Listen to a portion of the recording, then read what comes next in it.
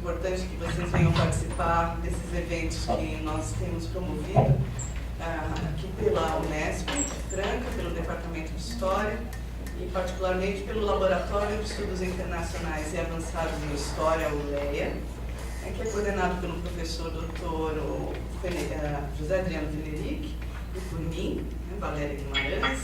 Ambos somos professores da Faculdade de História e temos promovido esses debates sobre o Brasil contemporâneo, no calor da hora, né, desses últimos acontecimentos sobre da história contemporânea, né, do Brasil, dos últimos acontecimentos políticos, sociais, econômicos, que têm tornado essa leitura do historiador um tanto difícil, visto um momento conturbado, né, e para isso a gente tem chamado aí alguns profissionais, alguns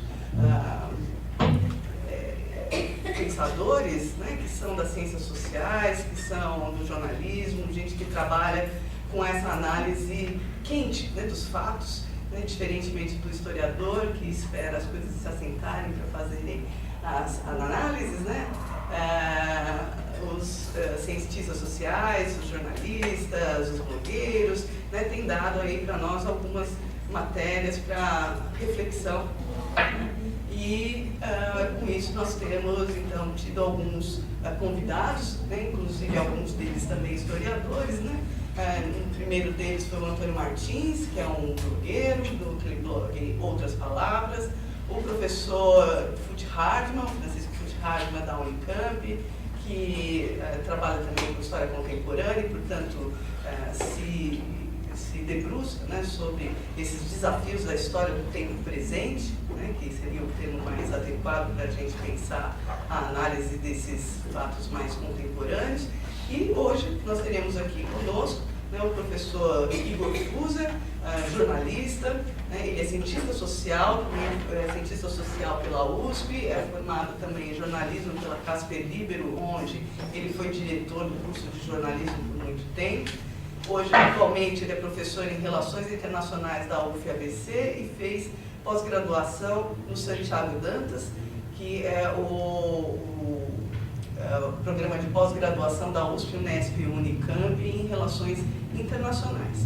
Então, eu gostaria de agradecer ao Igor, né, que vai fazer hoje uma palestra sobre o golpe brasileiro no contexto latino-americano. Ele que tem se debruçado sobre as questões internacionais, né, do golpe de Estado de 2016 e também sobre o contexto da Venezuela. Então, eu creio que, entre outros, né, temas que ele já tem pesquisado, então, creio que a sua contribuição seja muito importante para esse momento de reflexão. Então, eu passo aqui a palavra para ele, mas, antes de tudo, eu gostaria também de agradecer a toda a equipe do LEA que se mobilizou para que esse evento acontecesse, em particular para a Vanessa Pinorato, né, que tem se desdobrado, né, na ajuda, né, para nós organizarmos esse evento, e a todos aqueles que se empenharam, que se solidarizaram, que se animaram, né, com o evento, que estão na lista do cartaz, como vocês podem ver, como organizadores e que também, né, têm interesse não só em promover esses debates que já estão ocorrendo, mas também os debates vindouros, né, para esse ano, que nós pretendemos continuar nesse ciclo maior, mais amplo, que é debates do Brasil republicano, e esse ciclo mais particular, que é esse que foram essas três últimas palestras sobre os debates sobre o golpe. Né? Passo a palavra, então, para Igor Fuser. E importante também dizer que ele foi editor da Veja, de grandes revistas e da Folha de São Paulo por muitos anos, né, de grandes veículos de comunicação, né, que também conferem a ele essa experiência, né, no trato com os fatos cotidianos. Tá? Vou passar então a palavra para o Igor, por favor. Igor, obrigada. Boa tarde, Valéria. Boa tarde a vocês todos que estão aí reunidos nessa sala, na Unesp, Franca. É um prazer conversar com vocês. Quero agradecer o convite, né? É uma honra e um prazer estar tendo aqui essa conversa. Né?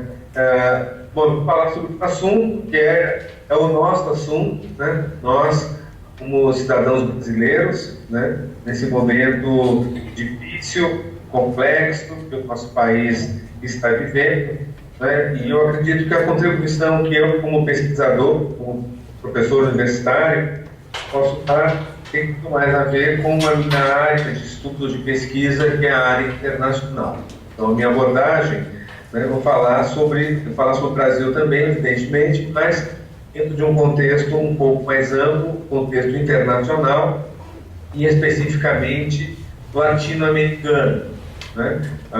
Falar sobre os governos que nós vivemos, né, que vem de um período de 13 anos, né, de governos liderados pelo PT, participação de outras forças políticas, né, governos com uma característica de esquerda, de centro-esquerda, né, um ciclo de governos que foi interrompido através de golpe parlamentar, quem quiser chamar de golpe chama de impeachment, né? O impeachment para mim foi um instrumento de um golpe, mas não é esse o foco da minha fala agora, pelo menos nesse momento, né? Um ciclo que foi interrompido, vivemos uma situação de impasse político no país, e o que está acontecendo no Brasil não está separado do que acontece no conjunto da América Latina, né? Desde muito tempo, desde pelo menos o início dessa história, né? Uma história que pode ser definida como o período de governo progressista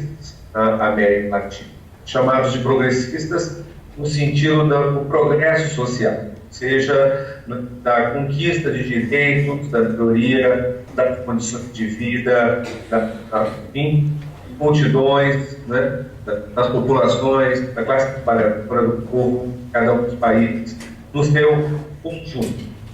A América Latina, especialmente a América do Sul, vive ainda, em certa medida, desde o finalzinho do século XX, e sobretudo dos primeiros anos, a partir dos primeiros anos da presente milênio, um período inédito na sua história. Né? É um período que tem como marca, né, a presença simultânea de governos de esquerda e de centro-esquerda num grande número de países, né? Brasil, Argentina, Venezuela, Uruguai, Equador, Nicarágua, enfim, vários outros países, né? Bolívia, né? A existência simultânea de governos com uma orientação política similar, né? Embora não igual, mas com muitos elementos comuns, né? E um fenômeno que a gente pode caracterizar no seu conjunto em dois planos. No plano interno, governos claramente voltados para o atendimento das demandas da maioria desfavorecida da população de cada um desses países. As classes populares, os subalternos, né, aqueles setores que sempre foram excluídos da influência na condução da política. Né? Os trabalhadores, os indígenas, os negros, os mestiços, os camponeses, os moradores das favelas, da periferia das grandes cidades, da região, etc. Né? Os interesses e as demandas desses setores sociais, eles estiveram pela primeira vez num número amplo de países no centro das políticas. Então, em detrimento das elites privilegiadas desses países que foram deslocadas em alguma medida, em uma medida significativa, em todos esses países, foram deixadas de lado, perderam pelo menos a sua centralidade na definição do poder, né, na tomada de decisões, um deslocamento do eixo político interno em cada um desses países.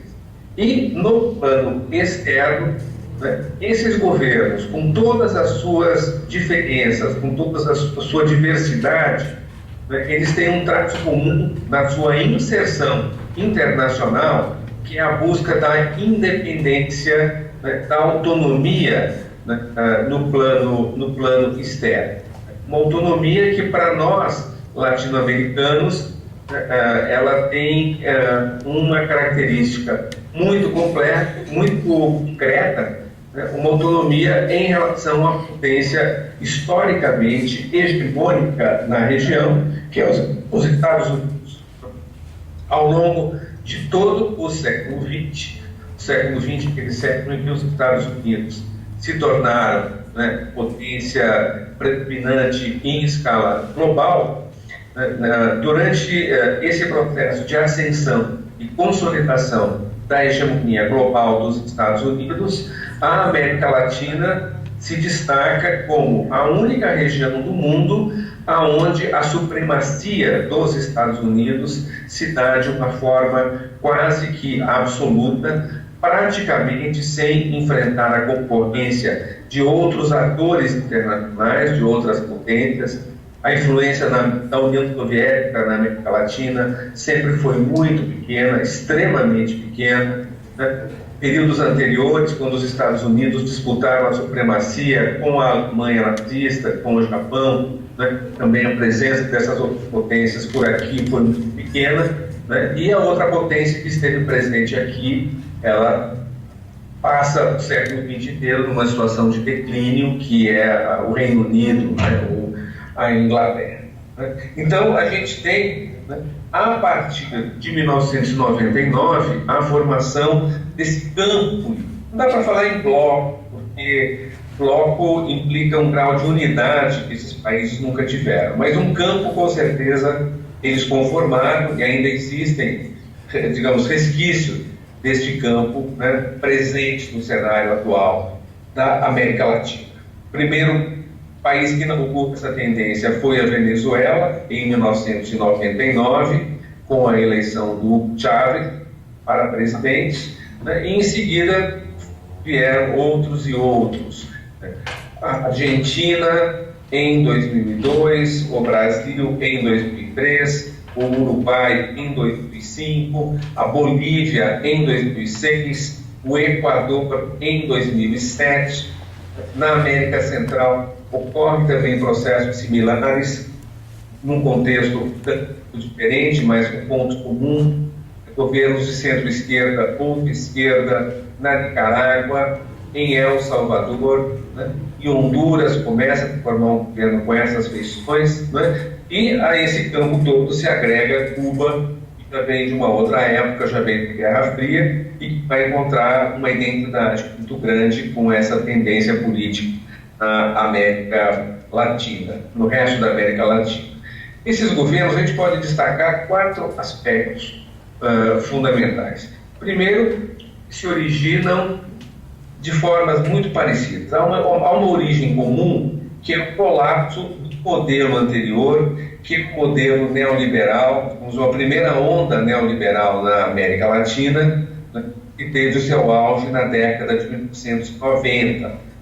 Houve naquela época, com exceção de Cuba, nos outros países todos, a aplicação uniforme do mesmo conjunto de políticas, aquelas políticas definidas a partir do chamado Consenso de Washington, né, com aquela receita tão conhecida da gente, as privatizações, a diminuição do papel social do Estado, a presença menor do Estado na economia, a desregulamentação econômica, a quebra de barreiras comerciais, um certo tipo de globalização que entra de uma forma irrestrita nesses países. E todo aquele pacote de políticas foi aplicado com pouquíssimas diferenças na América Latina inteira e com resultado muito parecido. Estagnação econômica, desindustrialização, aumento da pobreza, aumento do desemprego, deterioração das condições sociais, que, depois de um certo tempo, gerou uma deslegitimação bastante forte daqueles governos, uma perda de representatividade, uma perda de influência política e de capacidade eleitoral daqueles partidos, daqueles líderes políticos associados ao modelo neoliberal, o que abre espaço para o surgimento e triunfo de uma alternativa política que são chamados progressistas, forças de esquerda que chegam ao governo pela via eleitoral em cada um desses países. Um segundo traço diz respeito à composição social e política desses novos governantes. São governantes de fora do Estado, né? Em alguns casos são completos outsiders, né? Figuras estranhas, né? Forasteiros da política, como Hugo Chávez, né? Então, um coronel, tenente-coronel das Forças Armadas, ou Evo Morales. Evo Morales, ele era líder dos cocaleiros na Bolívia, dos plantadores de coca, líder campesino. A coca na Bolívia tem um sentido que não é o sentido que os senso comum brasileiro associa. Coca, uma planta cultivada milenarmente entre os povos andinos. Líderes de origem popular, o próprio Lula, a história toda que nós conhecemos do Lula, do imigrante nordestino que se torna operário, outros desses líderes, eles fazem parte da burguesia, da classe média alta, né? Como Néstor e Cristina Kirchner na Argentina, mas apesar disso, eles têm um pé, digamos assim, no setor popular, por serem integrantes do Partido Peronista. O peronismo é o partido do povão, das massas trabalhadoras na Argentina, historicamente, né? E assim por diante. Um terceiro aspecto diz respeito às políticas públicas levadas à prática por esses governos quando eles se conformam, né? São governos que dão pela primeira vez realmente uma prioridade ao social, ao atendimento das demandas dos pobres, das classes desfavorecidas. Então são governos que vão investir fortemente em programas de redução da desigualdade social, de diminuição da pobreza, diminuição da fome, melhoria das condições de saúde, das condições de educação, de melhoria do acesso das classes populares ao ensino, inclusive universitário. Houve tanta gente estudando na universitária. No Brasil, em outros lugares, você tem o fenômeno daquelas pessoas, aqueles jovens, rapazes e moças, que são o primeiro da família a entrar no universitário, né? Esse fenômeno que a gente conhece também no Brasil, construção de moradia populares, enfim, tudo isso, né? E em boa parte a gente conhece, para tu viveu isso de uma forma, foi muito típico, né, desse tipo de proposta. Né? No campo da economia, há uma retomada de uma palavrinha que andava esquecida no período anterior, que é o desenvolvimento. São governos desenvolvimentistas, vão tentar retomar projetos que haviam sido abandonados no período neoliberal, de industrialização, né, de aperfeiçoamento do aparato produtivo, de controle do Estado sobre os recursos naturais. Então, o que aconteceu no Brasil, por exemplo, pré-sal, né, em que você tem uma busca durante o governo Lula e o governo Dilma também do controle do Estado sobre essa riqueza dos brasileiros, esse patrimônio público que é o petróleo, né, através de uma empresa estatal que é a Petrobras. Há processos similares no Equador, na Bolívia, na Venezuela, na Argentina. E no plano externo, são governos que vão colocar em prática busca de maior autonomia, diversificando as suas parcerias, suas ligações, os seus vínculos com o exterior.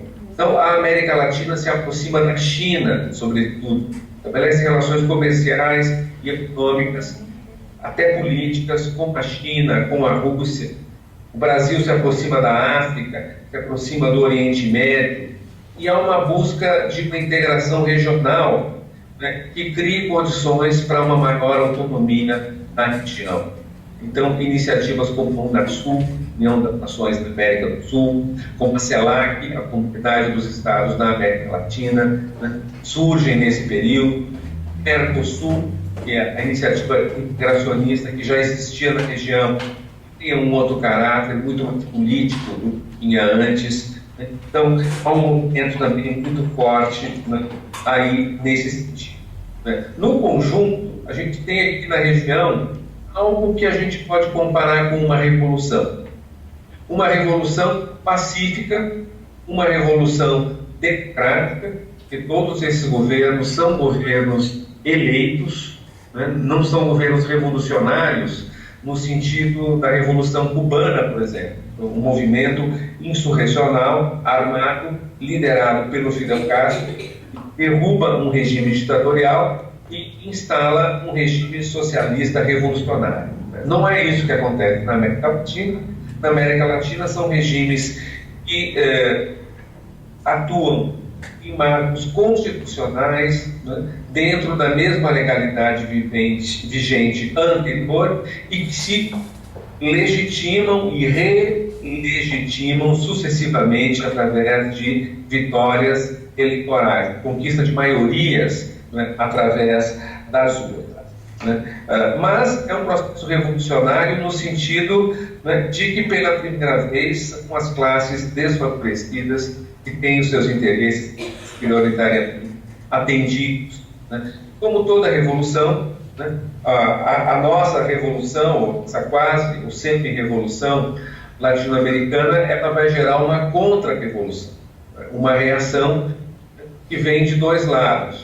O plano interno, as elites dominantes em cada um desses países, elites que obviamente não aceitam serem deslocadas do poder, não aceitam uma posição que não seja a posição predominante, né, nas decisões políticas, na distribuição da riqueza nacional.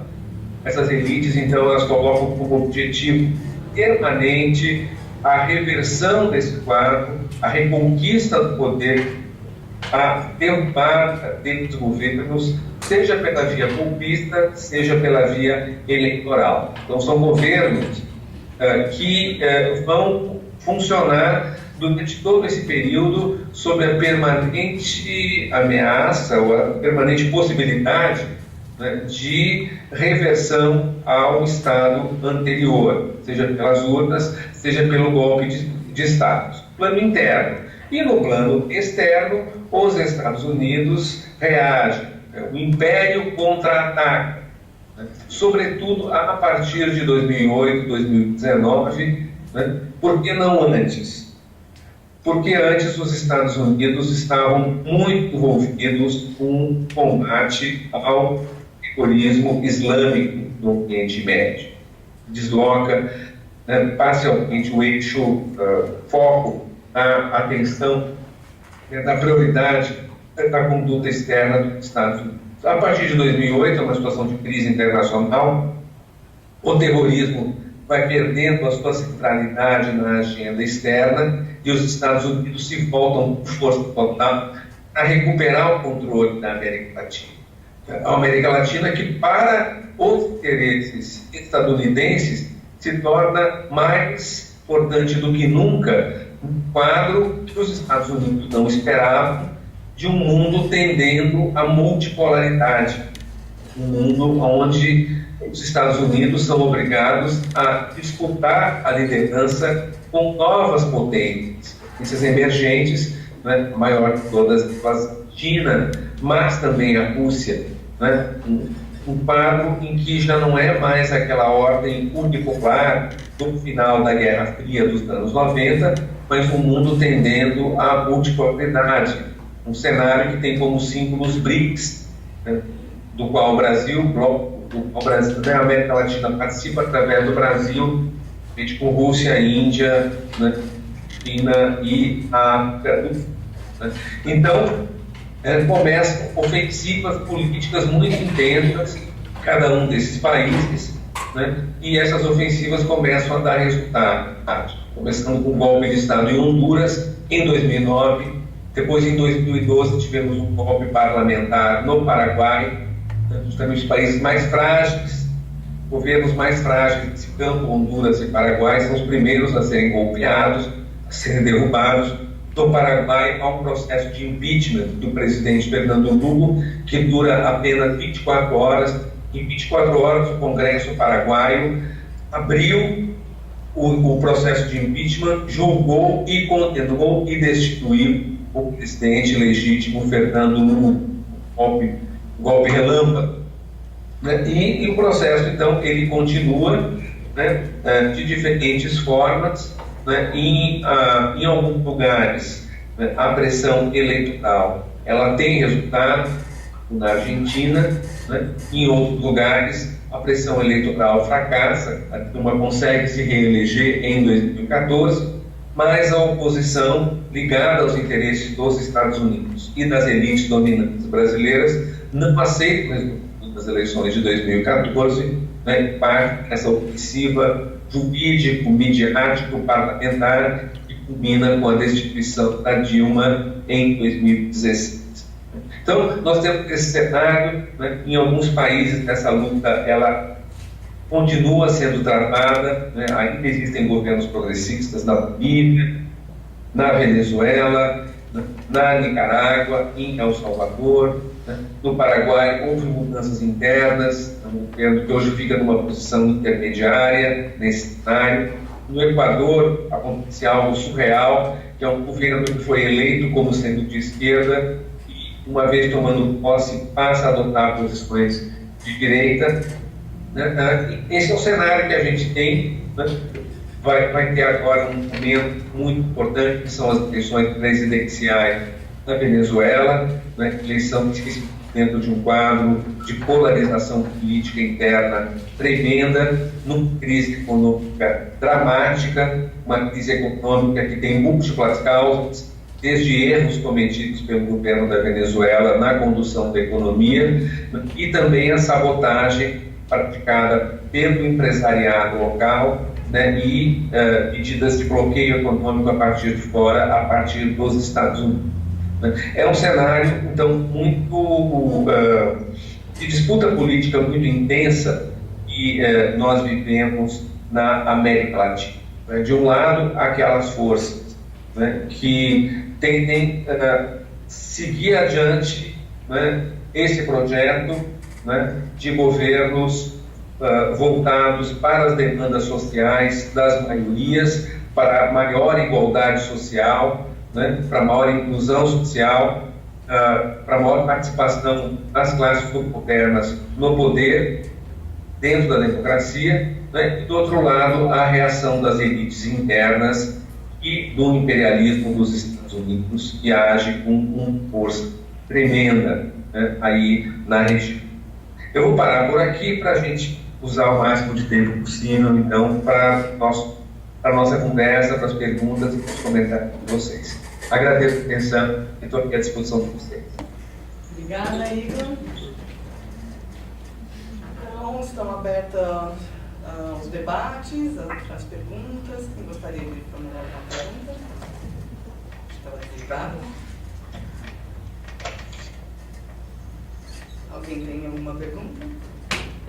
Eu vou inaugurar, então, a pergunta. Igor, estão meio tímidos assim mesmo? Depois as pessoas se aquecem.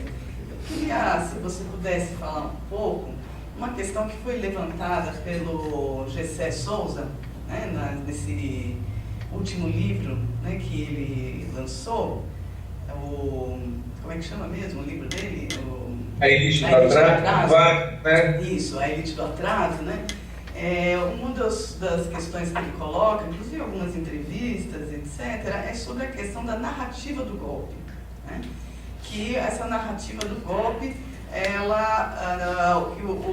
a narrativa, enfim, dos próprios governos de esquerda e aí, em consequência disso, a narrativa do golpe, que é feita em grande parte por uma mídia oficial, dominante, que a grande imprensa, né, sobretudo encarnada na Globo, mas enfim, que vai aparecer aí em outros atores também, né, importantes da mídia, e ele diz que um dos erros do governo anterior foi justamente não fazer essa narrativa, né, para tornar legível as conquistas, né, para uma população de uma forma mais ampla. E, naturalmente, que isso, em consequência, também acabou tendo consequências nessa narrativa do golpe, que é narrada como impeachment. Uma das primeiras questões que você coloca é, bom, você pode definir como golpe, você pode definir como impeachment, dependendo do seu ponto de vista, né? Os acontecimentos de 2016. e, em consequência disso, também a narrativa sobre esses governos de esquerda da América Latina. Então, você traz para nós aqui uma perspectiva, né, sobre esses governos de esquerda que, em tudo, se contradiz com aquela narrativa de uma outra parcela da imprensa. Inclusive, por exemplo, vamos falar, eu acho que o exemplo mais marcante atualmente é essa revista Cruzoé, que é desse grupo dos antagonistas, né? E que no dia do lançamento da revista Cruzoé, é uma revista que é editada pelo Diogo Maynard, pelo Sabino, né? Por aquele grupo, então, dos antagonistas, que teve um lançamento online pela Mariana Godoy, né, mediando esse debate como uma entrevista, digamos, isenta. E quando ela pergunta o caso da Venezuela, eu até anotei, que eu achei interessante, né, ela fala, o Diogo Maynard falando, o PT e o Luiz Inácio Lula da Silva está sendo responsável por um genocídio que está tendo na Venezuela. Foram eles que financiaram o senhor Maduro. Né? Ao que a Mariana Godoy, ela responde, quem foi que financiou o petróleo naquele nível, que fez com que ficasse inviabilizado o petróleo na Venezuela? Aí o Maynard, imediatamente, esse é um papo furado de economista petista, dizendo que a Venezuela passa por uma crise por causa do preço do petróleo. Então, é sobre essa narrativa e esse debate de narrativas na imprensa sobre esses acontecimentos do golpe, nesse contexto internacional, inclusive com as consequências, né, desse contexto internacional aqui para o Brasil e esse pavor da Venezuela que se instaura nessa mídia oficial, aí, digamos assim, essa grande imprensa, que eu gostaria que você comentasse um pouco, até pela sua experiência, inclusive pelo fato de você também ter saído da Veja, né, o mesmo lugar que saíram esses jornalistas. Por favor. Obrigada. Pois é, vários deles colegas meus, fazer comentários sobre eles. Eu não sabia dessa revista Cruzoé, Valéria, achei muito curioso o nome. Mas vocês conheçam o clássico romance Robinson Crusoe, li quando era adolescente, gostei muito. E o Cruzoé, justamente o sujeito sozinho na ilha, né? O mito liberal de que o indivíduo sozinho é capaz de sobreviver, ligando a nossa própria essência como seres sociais, né? O indivíduo sozinho, nós sozinhos não somos nada, absolutamente nada, né? Nós não teríamos chance nenhuma de sobrevivência na natureza. E o próprio Cruzoé, o Robinson Cruzoé, ele só sobreviveu porque ele não estava sozinho, porque ele tinha o Sexta-feira. Era um rio ao qual ele se ligou, né, ali, né, fazendo companhia para ele, porque se a gente sem companhia, sem afeto, né, sem o carinho, a gente não vive, e sem a colaboração no trabalho, a gente também não vive. Então me dá vontade de fazer uma revista, poderia chamar Sexta-feira. Mas também não vamos dar essa, né, enfim, essa trela toda para eles que fiquem lá com a revista dele, que não sejam felizes de preferência, né? Mas a questão da América Latina, né? Enfim, né, só um resumo que você me fez aqui, a gente precisa aqui de horas para destrinchar ponto por ponto. A questão da narrativa, né? Quer dizer, a questão da narrativa. Bom, na questão da América Latina, né, é uma coisa assim, é surreal, é absurdo o nível de desinformação que existe no Brasil sobre o que aconteceu na América Latina nesses últimos 15, 20 anos, aproximadamente, né? Eu tive uma vez no programa Globo News, foi a última vez, nunca mais me convidaram, né, e para discutir a Venezuela em 2014. Né? E aí eu lancei um desafio, eu estava lá no estúdio da Rede Globo, e eu disse, bom, eu leio a imprensa, leio jornais, assisto televisão, e nunca vi, nem na Rede Globo, nem em nenhuma das outras grandes companhias da mídia empresarial, uma única matéria positiva sobre a Venezuela. Naquela época era recém-terminado o governo tinha terminado o governo, tinha falecido, né, o presidente Hugo Chávez, né? E eu disse, não estou dizendo que não tenha problemas na Venezuela, né? Aliás, problemas, já disse que naquela época aumentaram muito de lá para cá. Problema é justamente o que não falta na Venezuela, mas não é possível que só existam coisas ruins, porque o Chávez, né, gostemos ou não, ele foi eleito 4 vezes presidente da República, né, e todas elas de uma forma limpa, com fraude eleitoral. Os venezuelanos realmente, na sua maioria, quiseram manter o Chávez presidente durante todo o tempo que ele teve vivo, né, a partir do seu primeiro mandato presidencial, né? Então eu disse, não é possível que a maioria dos venezuelanos sejam burros, sejam um bando de idiotas. Se eles votaram no Chávez, alguma coisa boa eles viam, né, naquele líder, né, aquele personagem político. As pessoas simplesmente não sabem o que é a Bolívia. A Bolívia, antes do Evo Morales, era um estado falido, conceito muito discutível, enfim, a corrente estadunidense das relações internacionais usa, mas era um estado falido, era um país cuja principal riqueza era o tráfico de cocaína, um país, enfim, mergulhado em golpes de Estado, uma instabilidade tremenda.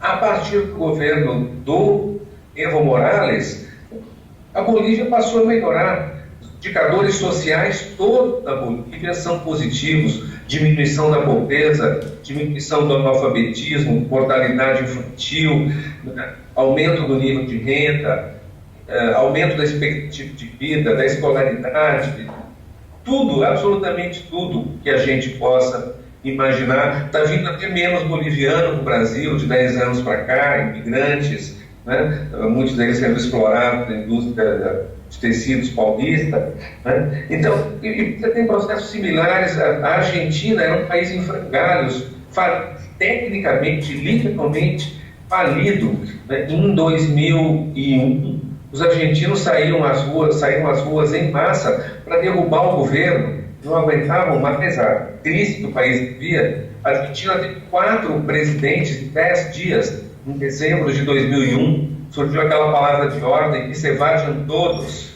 fora todos os políticos, né?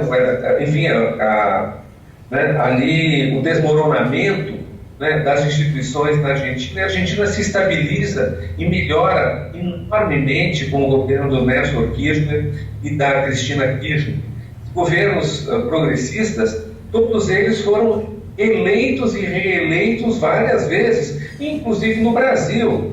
As pessoas podem ter opinião que quiserem sobre o PT, sobre o Lula. Agora, existem certos fatos, né? Nunca houve na história do Brasil um período onde o mesmo partido político ganhou 4 vezes seguidas as eleições presidenciais. A única comparação que a gente pode fazer é com a República Velha, mas antes de 1930. Mas aí não vale essa comparação, porque era voto censitário, só votava quem tinha dinheiro, uma pequena minoria dos brasileiros comparecia às urnas. O Brasil, antes de 30, e ainda durante bastante tempo depois de 1930, não era um país democrático. Então, aí não vale. Em democracia, nunca houve um ciclo político como esse, que foi cortado em 2016.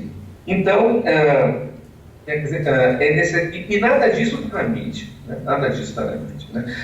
Essa questão da narrativa que você fala, ela é muito séria. Né? Um dos grandes erros cometidos pelo governo do Lula e da Dilma foi não ter percebido, né, o grau de conflito que estaria presente nesse projeto político que eles implementaram no Brasil enquanto esses governos existiam. Eles foram muito ingênuos. Eles acharam o seguinte: graças às nossas políticas, as coisas vão melhorar, o país vai crescer, vai ter mais dinheiro, né, vai ter mais desenvolvimento, vai ter mais riqueza, e esse aumento da riqueza vai beneficiar todas as classes sociais. Né? Os pobres vão deixar de ser pobres.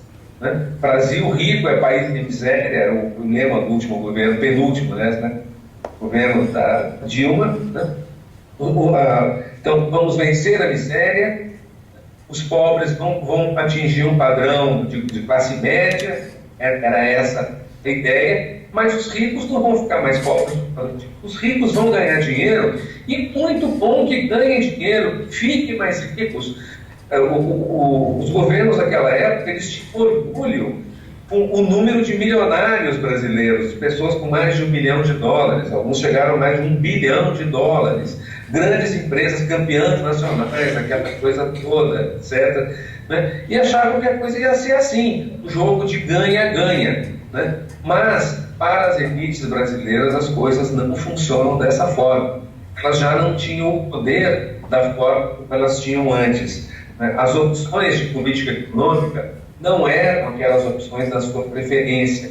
As alianças externas do Brasil não eram aquelas alianças que as elites brasileiras estavam acostumadas, que é a aliança com os Estados Unidos, aos quais a burguesia brasileira é ligada.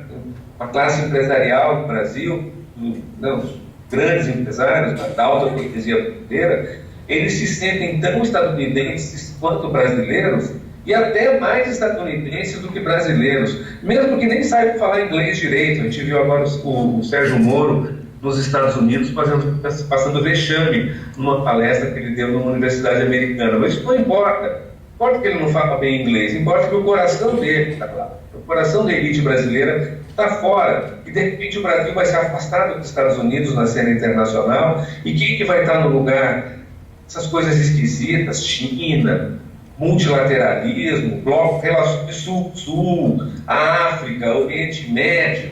Né? Então, as elites brasileiras se sentiam crescentemente desconfortáveis com esse modelo. E são elites que controlam a mídia, que controlam justamente as narrativas, né? Foram procurando pontos fracos, né? Entraram ali pelo judiciário, né? Entraram ali pelas contradições existentes no sistema político, que é um sistema político corrupto, né? Nós temos no Brasil, não é 1 ou 2 ou 3 partidos que são corruptos, né? É um sistema que é movido à corrupção através do sistema de financiamento de campanha, né? O sistema de formação de coligações no Congresso e assim por diante, né? E a partir daí eles deslegitimaram, né, o governo petista e acabaram por derrubar esse governo, né, numa grande farsa jurídica, que é essa Operação Lava Jato. Mas aí é uma outra história. Né? Então, agora, a questão passa pela narrativa, coisa absurda que existe nesse país, que você tem 5 ou 6 redes de televisão aberta no Brasil, e todas elas têm a mesma posição política.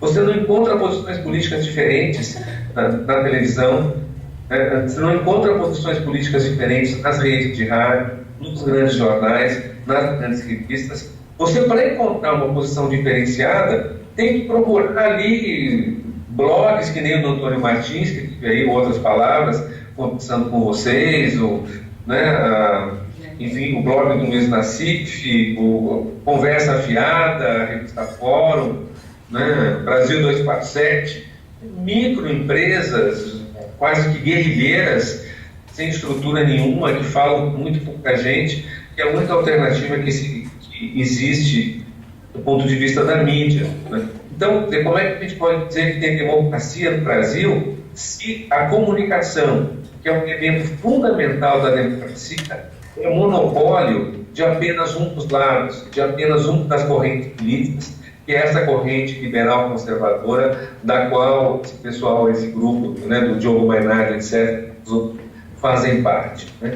Então, mas houve uma ilusão, né? Eles acharam, o Lula e a Dilma acharam que não seria necessário criar um esquema alternativo na mídia. Não é censurar a mídia, isso nunca teve na agenda no Brasil, mas se criar uma alternativa. Mas eles não se mexeram nesse sentido, eles acharam que não era necessário, porque as coisas iam ficar tão boas, e cada vez melhor, e cada vez melhor, e cada vez melhor, que os conflitos se atenuariam, né? O que a gente viu que não aconteceu. Eu prefiro não responder tudo que você falou, só para a gente poder abrir para mais pessoas para ter perguntas. A gente pode voltar, falar da Venezuela também, acho que é necessário, mas eu queria ouvir mais perguntas, mais opiniões, mais comentários.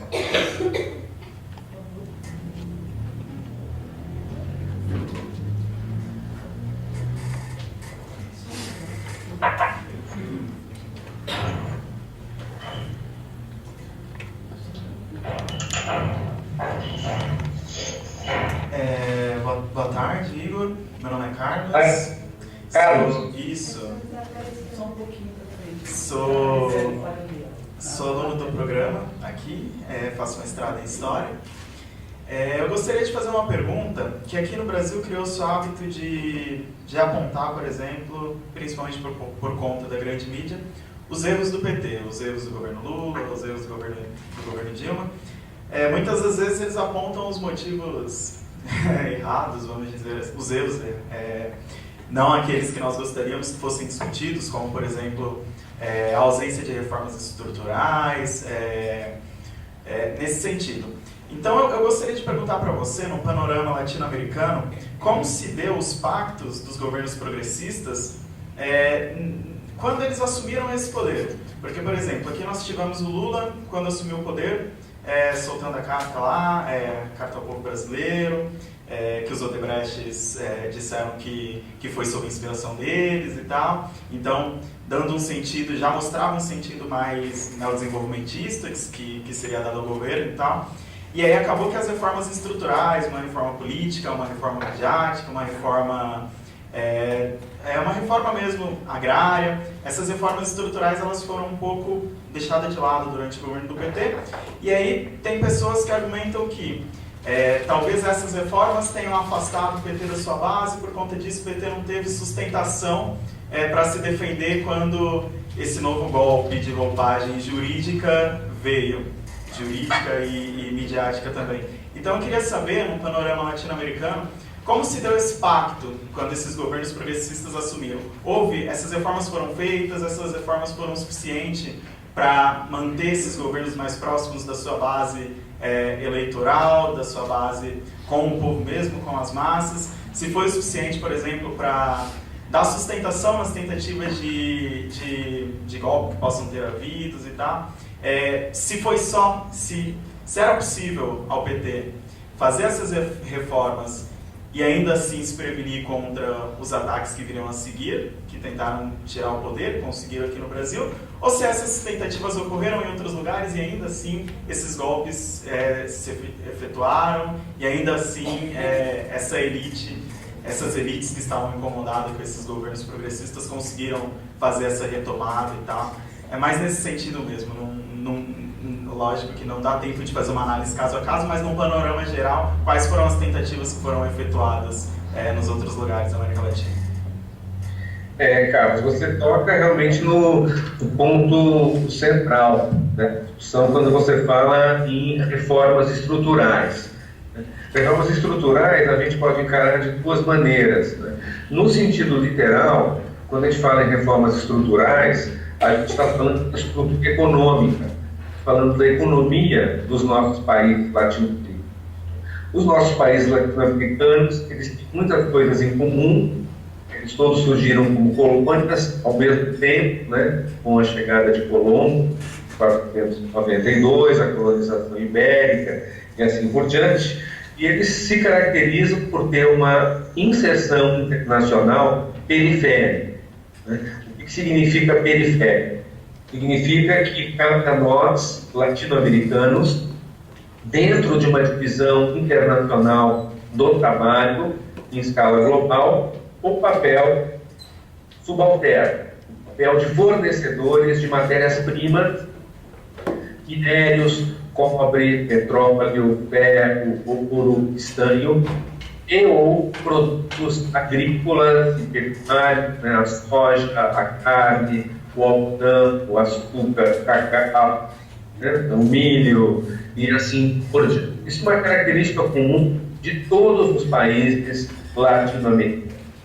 Os governos de centro-esquerda e de esquerda na América Latina, nenhum deles, nem mesmo o governo de Cuba, que é um governo revolucionário, nenhum desses governos foi capaz de superar a nossa condição periférica e de alcançar um outro tipo de inserção internacional. Isso nos deixou bastante frágeis. Então, quando se fala da questão do preço do petróleo sendo um elemento decisivo na crise de Venezuela, isso não é para limpar a barra, para dizer que não houve erros da parte do governo venezuelano. É claro que houve, senão eles não estariam na situação dramática em que eles estão. Agora, a queda do preço do petróleo é uma realidade. A Venezuela é um país que depende da venda do petróleo para sobreviver, e não é por causa do Chávez. Isso é assim já faz mais de 100 anos, desde que a Venezuela se tornou um grande exportador mundial de petróleo. A gente pode criticar o governo do Chávez e do Maduro por não ter mudado isso, mas não foi eles que inventaram, né? E o mesmo a gente pode dizer para todos os governos, inclusive no Brasil, que nós já desde o início da década de 80, ou seja, desde o período ainda da ditadura militar até hoje, nós estamos reprimarizando a nossa economia, né? Isso passa pelos militares, passa pelo governo do Sarney, do Fernando Henrique, também do Lula, também da Dilma, e é o que temos aí, né? Esse governo do Temer, né? Independente das opções políticas, é um processo, né, que vem se desenvolvendo de uma forma negativa já há mais de 40 anos. O Brasil perde as suas características industriais para uma economia cada vez mais agrícola e mineral. Isso os governos de esquerda e centro-esquerda nada fizeram para mudar, né? Porque eles não tinham consciência desse problema. É claro que eles tinham consciência, eles optaram por não mexer na estrutura produtiva, por achar que não tinham condições de mexer nessa estrutura produtiva, e mexeram na distribuição da riqueza, não na produção, então, direcionando, né, os frutos da riqueza para as classes desfavorecidas em detrimento das classes privilegiadas. Do ponto de vista político e institucional, você tem uma realidade mais diversificada nos governos progressistas da América Latina. Por exemplo, na Venezuela, nós temos hoje forças armadas diferentes das forças armadas dos outros países todos, ou quase. São forças armadas que são formação muito focada na soberania nacional e nos direitos humanos. Uma formação à esquerda. Você entra no quartel da Venezuela, a primeira coisa que você vê é um retrato do Simão Bolívar. A segunda coisa que você vê é um retrato do Che Guevara. Guevara, né, sendo venerado como herói latino-americano pelos militares da Venezuela. Isso você não tem no Brasil, você não tem na Argentina, obviamente, né? O judiciário. No Brasil, os governos Lula e Dilma, eles deixaram o judiciário funcionar de acordo com a sua lógica interna.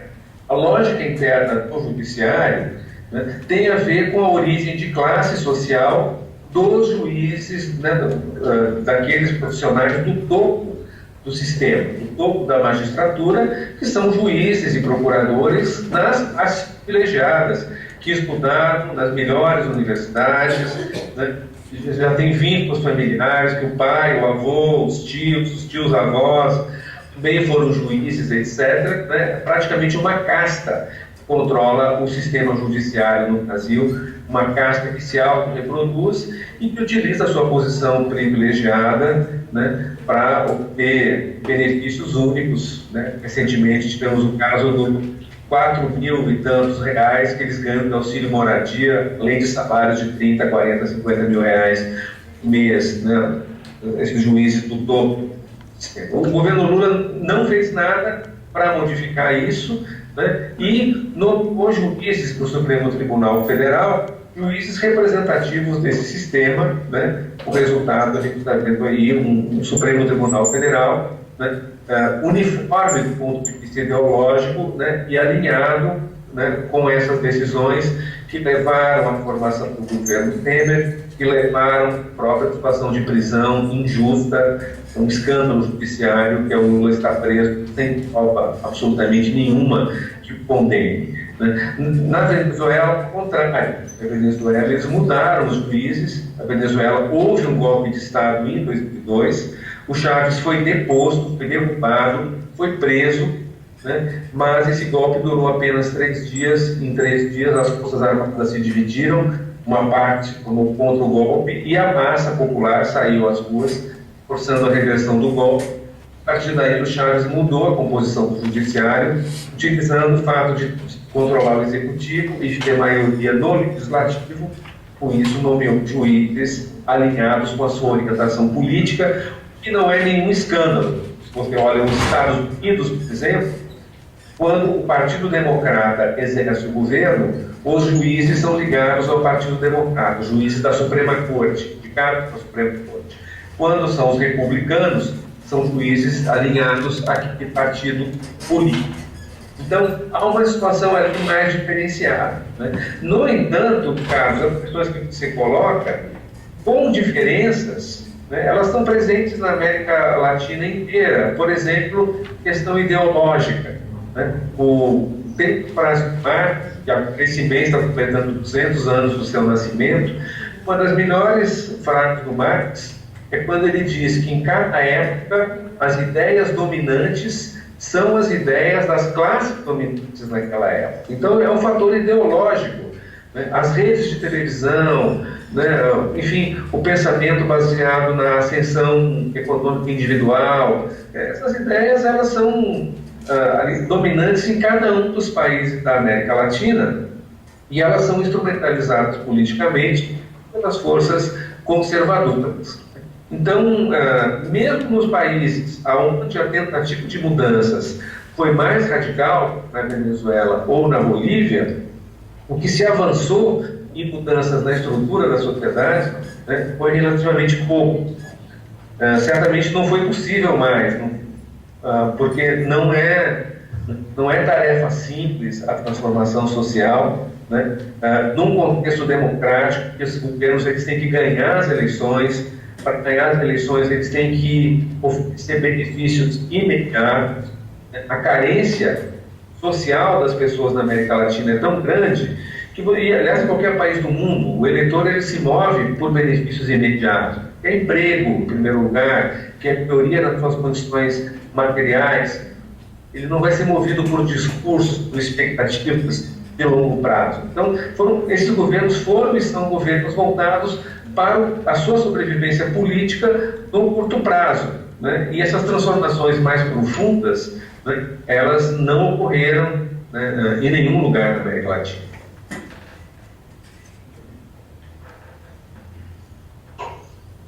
Mais questões, por favor?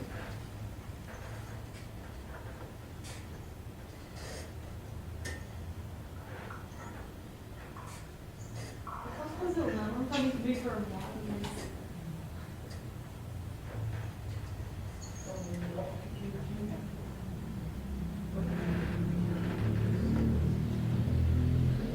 Oi? Oi, não estou te vendo. Aí. Oi, tá aqui. Qual é teu nome? Heloísa, eu sou do quarto ano de História. Eu queria saber o que você acha dessa espetacularização da política que está acontecendo atualmente, em que os políticos eles estão sendo endeusados ou demonizados e ocorrendo toda essa mobilização, mas uma mobilização midiática meio sem fundamento, tipo, até virando séria, as pessoas não conhecendo muito bem o que está acontecendo, só conhecendo por cima. Eu queria fazer mais essa pergunta geral para saber o que você pensa disso. Bom, esse fenômeno que você menciona, da espetacularização da política, né, a política transformada num show midiático, isso não é um fenômeno nem apenas brasileiro, nem apenas latino-americano, né? Isso é um fenômeno global. De certa maneira, isso sempre houve. O que a gente tem, né, nas últimas décadas é uma intensificação desse fenômeno. Cada vez mais se discute a política não tanto pelo conteúdo das propostas que estão em jogo, mas pela personalidade das lideranças, né? Cada vez mais a política se personaliza, né? A gente tem, sobretudo nos países desenvolvidos, mas também na América Latina, no pós-Segunda Guerra Mundial, um processo de expansão, de consolidação dos partidos políticos que expressam, né, de certa forma, de uma forma intensa, ideologias, projetos de organização da sociedade. né, partidos, o Partido Trabalhista, partido de orientação liberal, partidos religiosos, né, as democracias cristãs, partidos reformistas, que é a social-democracia, partidos mais radicais, os partidos comunistas. Você tem a formação de um leque partidário, né, cada um, né, nos países onde a democracia representativa se consolida, né. No entanto, a partir dos anos 80 aproximadamente, esse sistema vai se dissolvendo, né? As diferenças entre os partidos políticos vão desaparecendo, sobretudo na Europa. As diferenças entre a esquerda e a direita se diluem na Europa, né? O que era, na verdade, uma centro-esquerda e uma centro-direita formam ali um grande melê, uma coisa, um campo gelatinoso da política em torno de um consenso neoliberal. E a partir daí passam a desaparecer as diferenças entre os principais partidos políticos, né, e os eleitores passam a se identificar com personalidades, né, dos líderes. Então, uma figura como Trump nos Estados Unidos, né, pessoas que passam na política como se fosse um reality show, né. Então, isso tem muito a ver com a inclinação das pessoas em relação à vida pública, né? A democracia ela vai se tornando cada vez mais uma expressão vazia, cada vez mais a democracia ela passa a valer no sentido do exercício, né, das chamadas liberdades negativas. Liberdade negativa é o seguinte: ninguém vai me censurar, ninguém vai me impedir de ler um livro, ninguém vai me impedir de me reunir com outras pessoas que pensam parecido comigo, ninguém vai me impedir de ir para a rua com cartaz defendendo a minha posição X ou Y. Então, a minha liberdade ela está, até certo ponto, garantida. Liberdade negativa, eu não vou ser reprimido. Mas a liberdade positiva, né, o direito, né, da soberania popular, né, do povo participar das decisões políticas através das eleições, através, né, do sistema representativo, do Congresso Nacional, da Câmara de Vereadores, dos movimentos sociais, das organizações da cidadania, etc., né? Esse direito ele é negado na prática, né? Então você olha para os Estados Unidos, supostamente a grande democracia do mundo, né? Qual é a participação política que o cidadão estadunidense tem, né? É nula, né? O que o Trump faz, ele representa a maioria dos cidadãos do seu país? Com certeza não. Ou o próprio Trump foi eleito com minoria de votos ali pelo sistema esquisito, mas enfim, é o sistema deles, né, de colégio eleitoral para eleição do presidente da República. Então, você tem, então, a democracia ela se esvazia de conteúdo.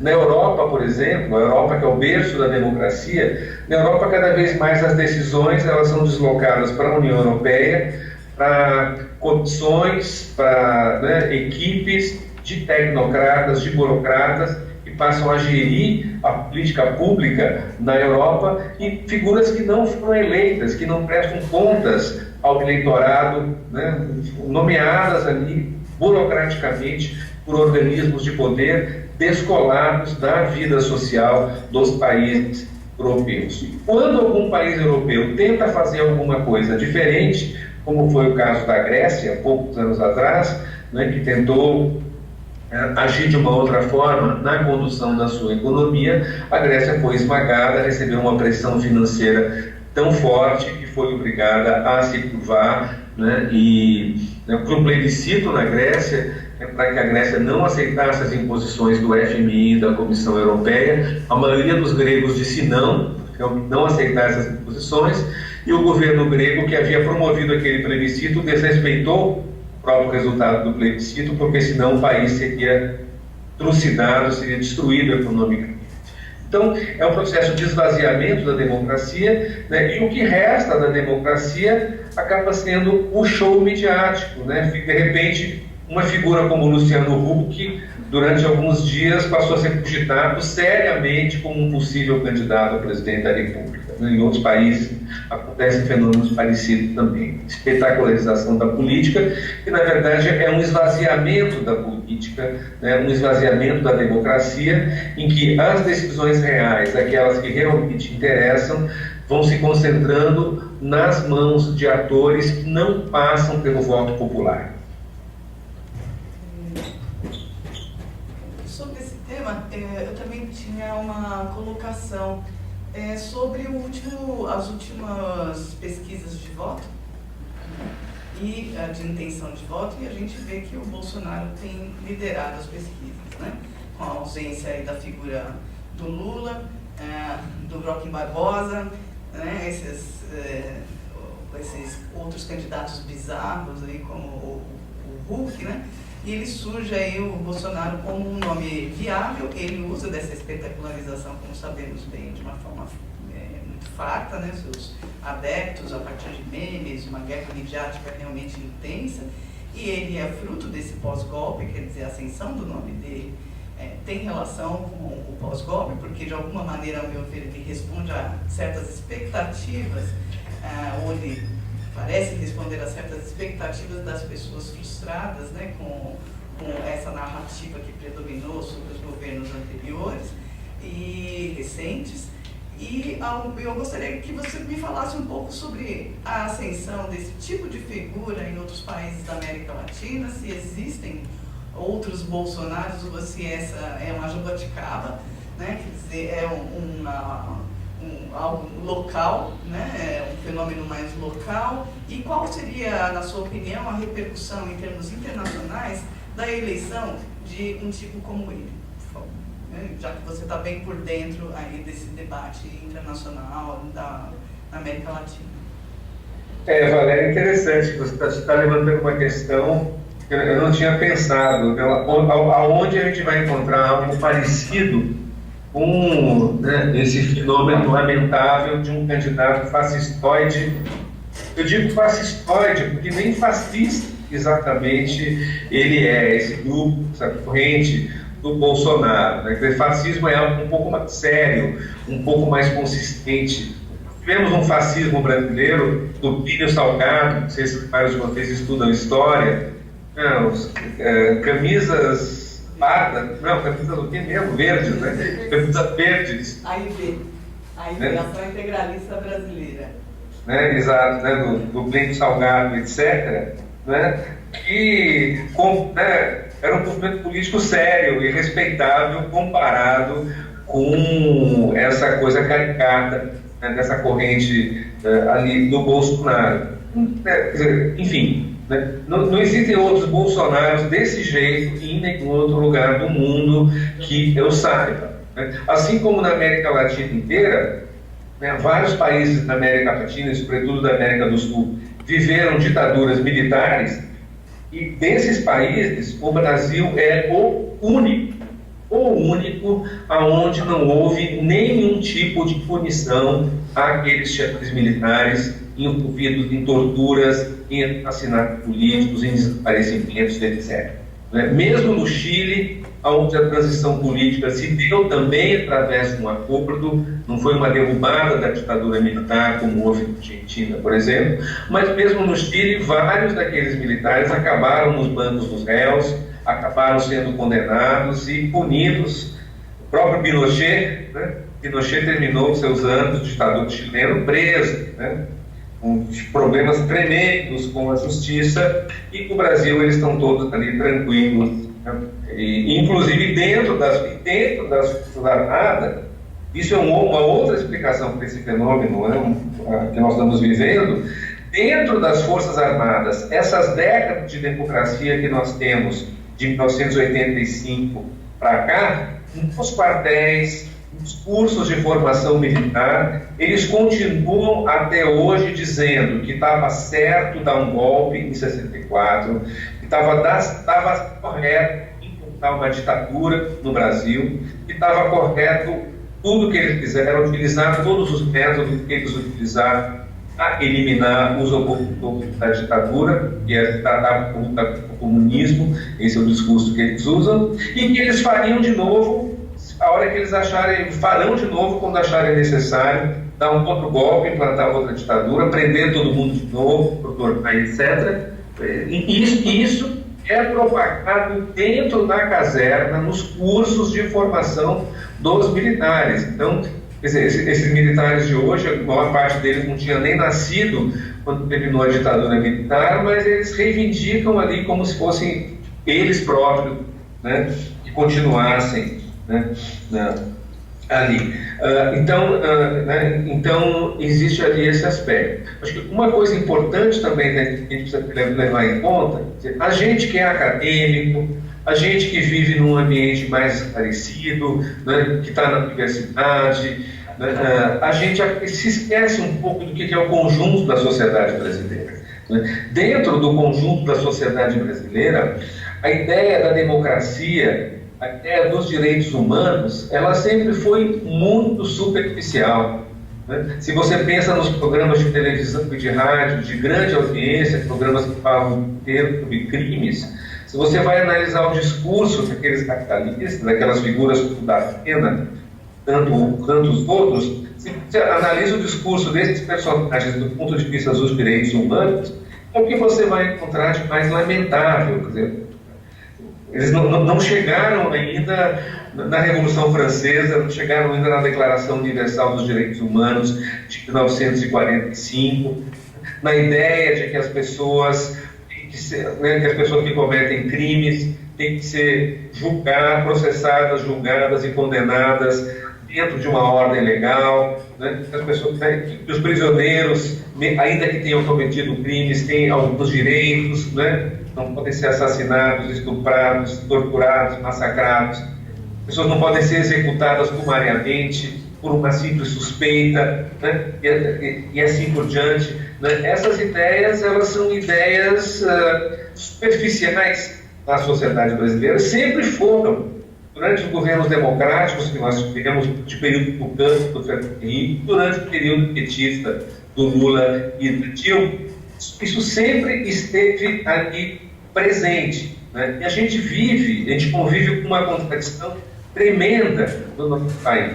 E um setor mais esclarecido, não necessariamente de esquerda, setores também que a gente pode considerar de direita, liberais, etc., né, que vão incorporando valores civilizatórios modernos e pós-modernos, a gente poderia dizer, né, de igualdade de direitos das mulheres, de respeito e igualdade para as minorias sexuais, para os gays, de eliminação completa do racismo, de todos os vestígios de racismo, tantas outras questões que são chamadas de identitárias, são avanços civilizatórios, né, no mundo inteiro.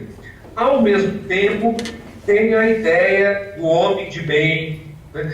O homem de bem, isso é do século XIX. O homem de bem é o homem de bens, é o homem de propriedades, o homem de bem. A pessoa de bem, mas na verdade o que está se falando do homem de bem, que é proprietário, inclusive, da sua digníssima esposa, né, dos seus filhos. Né? Então, essa mentalidade, ela continua, né, como se nós não estivéssemos no século XXI. Né? E, de repente, nós, que nos consideramos os esclarecidos, os modernos, os pós-modernos, né, aqueles que estão antenados e sintonizados com o que o mundo tende a avançar no mundo, a gente assiste aquela sessão em abril de 2016, 7 de abril, não é que dia de abril foi, da Câmara dos Deputados, votou o afastamento da Dilma, e, de repente, você vê ali o sujeito dizendo que vota pelos filhos, que vota pela netinha, que vota pela esposa, que vota para que não se ensine nas escolas as crianças a serem homossexuais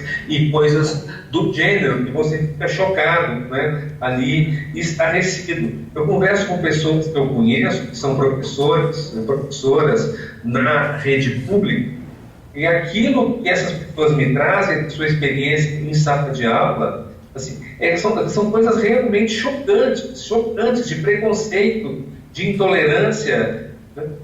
Então, é surreal, de repente, você ver, por exemplo, né, algo como as novelas da Globo, que eu não gosto, que eu acho que é uma coisa alienante, etc., mas eu sou obrigado a dar o meu braço a torcer e dizer, essas pessoas estão muito aquém do padrão civilizatório das novelas da Globo, que pregam a tolerância no plano do comportamento e da identidade de gênero, da identidade sexual, que pregam, enfim, o amor acima do casamento tradicional e tantas outras coisas, né?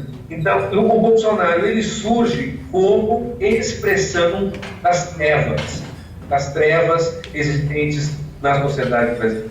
Aquele setor da sociedade brasileira que permaneceu à margem dos direitos humanos, né? Que nunca entendeu o que é a democracia, que democracia significa mudança em relação às ideias diferentes, né? A respeito da opinião da maioria, da minoria, da maioria, né? Da alternância do poder, do livre debate de ideias, etc. Grande parte pelo nosso atraso, né? Pela maneira como as elites exercem o poder no Brasil, pelos resquícios que nós temos de uma sociedade colonial, escravista. Nesse sentido, os livros do G7 Souza, que você citou, né, eles dão uma contribuição muito grande. A questão escravista que foi apagada, uma amnésia coletiva no Brasil, né, mas nós somos frutos dessa sociedade. Nós não somos a Suíça, não somos a Inglaterra, que fez a sua Revolução Democrática 400 anos atrás. Então, aí, de repente, é o retorno do reprimido na psicanálise, né? Naquilo que os esclarecidos, não só a esquerda petista, mas também os tucanos, historicamente, fazem parte, pelo menos surgiram parte de um setor esclarecido da sociedade brasileira. Os tucanos, na minha visão, pode discordar de mim, eles acabaram sendo tragados pelo atraso.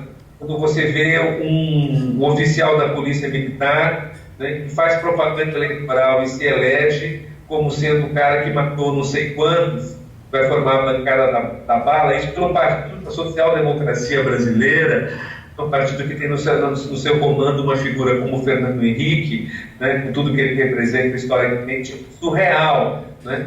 Mas essas trevas, né, por encontrar a sua expressão ali numa figura como o Bolsonaro, né? E a gente tem que olhar com muito cuidado.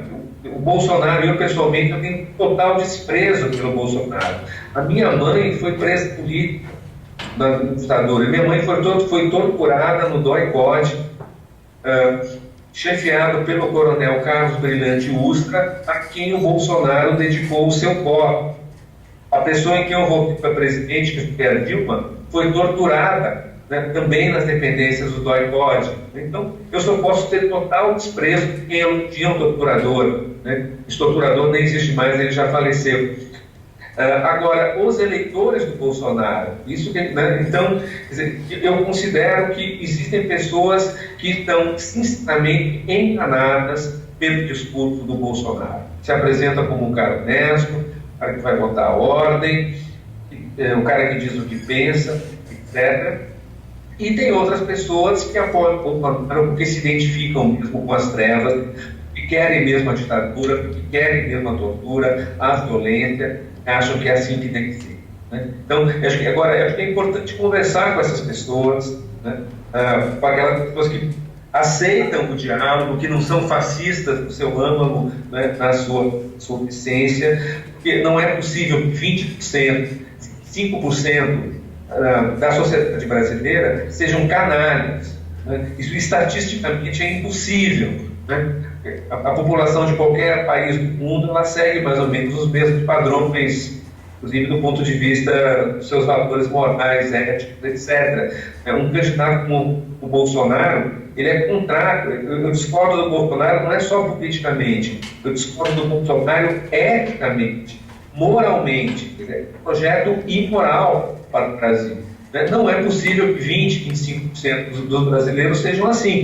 São pessoas que estão ali por falta de informação, né, por estarem entorpecidas, né, por esse ambiente de atraso intelectual, de atraso político do país, né, se deixam levar por esse discurso, pessoas que estão apavoradas pela questão da criminalidade, é um problema real, que qualquer de nós já sofreu pessoalmente, ou conhece pessoas que sofreram uma violência, né, da criminalidade, mas é um problema que é magnificado, exacerbado, né, ao nível absurdo pelo rádio, pela televisão, né, pessoas ficam em pânico. Então, quando alguém assassina, né, o sujeito, como agora esse caso dessa professora que matou um ladrão, o sujeito, naquele momento, ele não colocava em risco a vida de ninguém, ele tinha que ser preso e responder pelo seu crime, não ser executado sumariamente no meio da rua, né? E as pessoas aplaudem um tipo de coisa dessas. É algo muito preocupante. Uma sociedade das próprias autoridades, poder público, o governador de Estado elogia um ato desse tipo, né? Então, né, nesse pântano, né, esse pântano não vão brotar rosas, vão brotar criaturas monstruosas como o Bolsonaro. Mais algum comentário? Dúvida?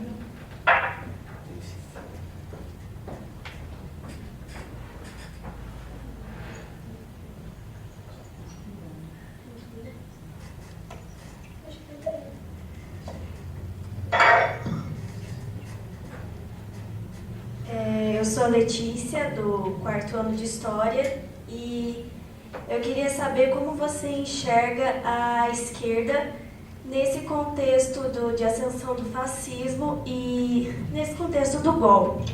Se ela tem tomado medidas efetivas, e bom, eu acho que não, mas eu queria ouvir a sua opinião, e quais medidas ela poderia tomar para barrar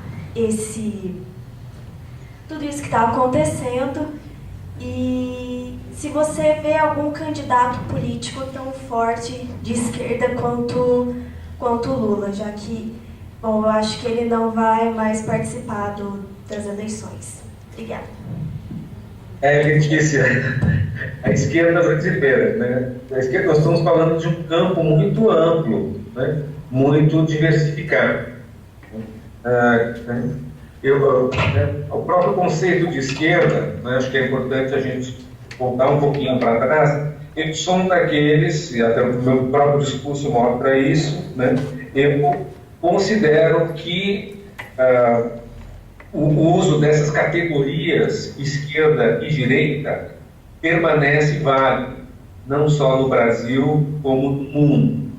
Características que organizam o espaço, o espectro político, né, dando uma certa referência, né, uma certa baliza para você enquadrar os discursos, as propostas, as práticas políticas, né. Sigo nesse sentido o pensador italiano Norberto Bobbio, de quem eu discordo em muitas coisas, ele é um liberal em muitos aspectos, mas ele tem um texto dele muito famoso sobre a diferença entre esquerda e direita. Ele diz o seguinte: qual é a diferença entre a esquerda e a direita? A diferença é a seguinte: se você considera que a igualdade entre os seres humanos é um valor prioritário, o critério mais importante, né, na conduta política, a busca de maior igualdade, você é de esquerda. Se você valoriza a diferença mais do que a igualdade, né, se você acha que está certo umas pessoas terem mais e outras terem menos, umas pessoas terem mais poder, outras terem menos, as pessoas terem mais riqueza, outras terem menos. Quanto maior a desigualdade, melhor, né, então você vai ser de... Agora, dentro desses que valorizam a igualdade, né, acima, né, dos privilégios, né, das diferenças de poder e de riqueza, dentro desse campo tem as mais diferentes propostas. Então, é muito difícil você avaliar a esquerda brasileira no seu conjunto, né? A gente pode, pegando mais no concreto, identificar dois tipos de postura dentro da esquerda. Existe uma esquerda que está vocacionada para o poder, né? Então, que vai priorizar a conquista de posições nas instituições, né? Acreditando que para se mudar o mundo é preciso, né, ter influência na decisão política, na elaboração das leis, no controle das instituições, né, na eleição dos cargos, do presidente, do governador, dos deputados e assim por diante. E existe uma outra esquerda que acha que isso não é importante, que o importante está situado no plano do imediato, do território, do dia a dia, né, das pequenas decisões, dos micropoderes e assim por diante. Né? Eu me coloco no campo daquele que acha de que não se pode mudar o mundo sem tomar o poder, né? Contrapondo ao título de um livro que diz o contrário, né? Porque as decisões numa sociedade moderna, elas passam pelo Estado, passam pelas leis, passam pelas instituições, passam pelo comando político. Então, se você quer um mundo melhor, você tem que procurar ter influência naqueles espaços, que são os espaços de poder, onde se tomam as decisões para aquilo que você considera que seria melhor e o que seria pior. Né? No plano imediato, né, nós estamos vivendo um grande impasse, né, que vem da derrota de um projeto político. O projeto representado pelo Lula, pela Dilma, pelo PT, ele foi derrotado em 2016. Não se pode dizer que seja um projeto que fracassou. Um projeto que, né, se elegeu várias vezes seguidas, implementou programas sociais que estão em vigor até hoje, ou universidades públicas que estão funcionando até hoje. É claro que nada disso está garantido no futuro, mas que está aí. Né? Não foi exatamente um fracasso. Eles ganharam as eleições, uma série de coisas foram feitas. O principal partido político do Brasil hoje ainda é o PT, acima de qualquer outro. O grande líder político do país é o Lula. Né? Nas pesquisas, as pesquisas que eu vi, as últimas, né? No segundo turno, o Lula ganharia com 2/3 dos votos, segundo a pesquisa que saiu uma semana. Mesmo que você dê um desconto, etc., que seja 50%, o sujeito que está condenado, preso, sem poder falar em público, né? Atacado, vilipendiado diariamente pela Rede Globo e outros instrumentos de mídia há anos e anos, chamam ele de ladrão dia e noite, né? E ainda assim ele ter esse grau de popularidade, de prestígio, né? Então é algo que a gente não pode desprezar. Né? Agora, estamos numa situação de impasse, né? Quer dizer, a tentativa de resistência a esse retrocesso até agora não foi bem sucedida. Nós dissemos, não vai ter golpe, teve golpe. Né? Nós resistimos, fomos contra a condenação e a prisão do Lula, ele foi preso e foi condenado. Né? Teremos uma eleição esse ano que serão muito importantes. Né? As forças que chegaram ao poder em 2016 vão tentar se legitimar, elegendo, um dos seus para a presidência. Eles não sabem ainda quem vão ser, eles não têm dificuldade de escolher quem vai ser o candidato deles, mas eles vão escolher o candidato deles, que não vai ser o Bolsonaro, obviamente, né? Vai ser uma figura que considerem mais confiável, né? Alckmin, ou Marina Silva, ou Meirelles, alguém desse tipo, onde eles vão colocar as fichas, né? E o campo dos que são contrários ao golpe está numa situação muito difícil. O candidato natural, o candidato que é querido por ambos os setores, né, ambas parcelas da sociedade brasileira, que é o Lula, ele está completamente inviabilizado como candidato pela lei da ficha limpa. Mesmo que ele registre a sua candidatura, essa candidatura vai ser impugnada. Provavelmente ainda há tempo de ele não estar, né, ali na lista de candidatos que você pode votar na urna eletrônica. Né? Então, existe aí um grande impasse. Né? Muitas propostas, existem desde aqueles que propõem o voto nulo para presidente, como uma forma de protesto. Existe a ideia do Lula indicar um outro candidato do PT. Né? Existe a ideia de um frente amplo, poderia ter no seu comando um candidato como Silva. Né? E existem outros candidatos. Boulos, por exemplo, né, que é um candidato que resgata os ideais originários do PT, um partido de reformas sociais fortes, reformas sociais intensas ou radicais, como alguns poderiam dizer, do ponto de vista crítico, né? Porém, que tem uma presença eleitoral, ao que se imagina, ao que se deduz, limitada, e há poucas chances de chegar ao segundo turno da candidatura do povo. Teria um caráter mais acumulação de forças para um projeto de transformação, né, a se desenvolver e evoluir no período futuro, posterior às eleições. Né? Uma candidatura como a Mandu, né, Manuela Dávila, né, do PCdoB, que claramente é uma candidatura para ser negociada, para fortalecer um partido político, não é uma candidatura de verdade. As próprias pessoas do PCdoB imaginam que a Manuela vai se tornar presidente nesta eleição, pelo menos. Então, é um quadro aí de fragmentação dentro desse que é muito difícil de ser resolvido. Né? Existe uma expectativa muito grande em relação àquilo que vai ser a posição do Lula. Né? O que ele vai indicar? Por enquanto, o Lula é candidato a presidente, né? Essa própria candidatura a presidente é um meio de defesa, né, inclusive dele, na condição de prisioneiro político. Mas vai chegar um momento, né, em que vai ficar claro que não há condições do Lula apresentar a sua candidatura, né, de uma forma efetiva. Então, ele vai ter que se pronunciar, né? Ele mantém a sua candidatura, o que significa não votar na presidência da República, porque ele não vai ser candidato, ou ele indicar um outro candidato ou candidata. E quem vai ser esse outro candidato ou candidata? Então, a gente está aí, né, aí nesse impasse, né, nessa situação difícil. Né? Existe o fato de que, é claro, que as coisas não terminam nas eleições. A vida continua depois das eleições. A situação do país, vista econômica e social, está se deteriorando. Né? Essa apatia popular, ela não vai durar para sempre.